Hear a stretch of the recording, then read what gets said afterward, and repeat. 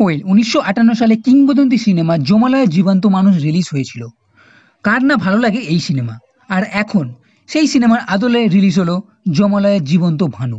এই চরিত্রের শাশ্বত চট্টোপাধ্যায় কেরামতি দেখাতে পারল কি না, আর কেমন হলো এই সিনেমা, সেটাই এখন দেখে নেব। তবে যমলায় জীবন্ত মানুষ এই সিনেমার কথা মাথায় রেখে এই নতুন সিনেমাটা না দেখাই ভালো। তাহলে নতুন সিনেমা অন্যরকম লাগতে পারে। আর এই সিনেমার গল্পটাও আলাদা। সিনেমাতে যখন ভানুর এন্ট্রি হবে, তারপর থেকে বলতে গেলে সিনেমাটা জমে যাবে।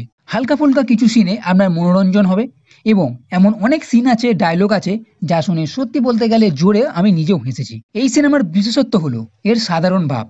আর আপনাকে খুব জোর করে হাসতে হবে না, আপনি এমনিতেই হাসবেন। কিন্তু তা হলেও জীবন্ত মানুষ এই সিনেমার মতন এই ভানু সিনেমাতে অতটা মজা না হলেও দেখতে আপনার বেশ লাগবে।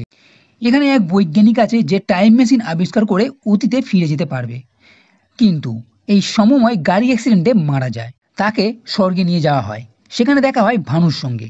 টাইম মেশিনের কথা বলে, এবং এর প্রথম ১ ঘন্টা ভানুর অভিনীত যে আগের সিনেমাগুলো ছিল, আশিতে আসিও না, ৭৪.৫ ও আরও দুটো, সেই সব সিনেমার কিছু সিন ক্রিয়েট করে দেখানো হয়েছে। এবং জানতে পারবে এই সাম্যময় মরার কথা ছিল না, তাকে ভুল করে নিয়ে এসেছে।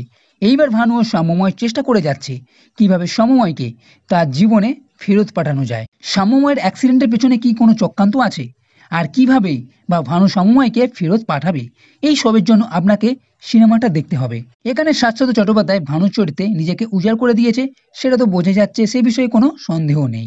তবে যেটা আমার খটকা লাগলো সেটা হলো এই সিনেমার ব্যাকগ্রাউন্ড, বেশ করে স্বর্গের সিন, সেট ডিজাইনার, সেটা আরও ভালো হলে মনে হয় আরও ভালো হতো। তবে এটাও আমাদের খেয়াল রাখতে হবে এই সিনেমার বাজেট কম, তাই এটাও হতে পারে।